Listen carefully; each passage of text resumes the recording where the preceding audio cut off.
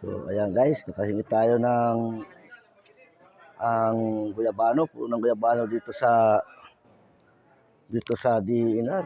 So, ayan guys, marami silang pinamimigay dito sa DNR sa Lipa. Nakahingi tayo kay naubos na yung kanilang kalamansi. Kalamansi sana yung ating kaya guyabano na lang ating inabot.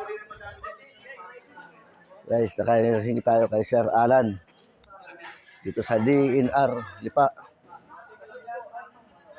Ayan sir, ayan na, ito sila, ayan sila. Yan yung mga punong kanilang pinamimigay.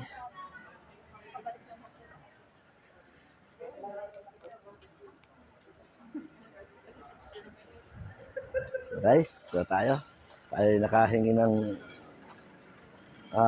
puno ng guyabano. Yung kalamansi tayo ay naubusan, kalamansi sana.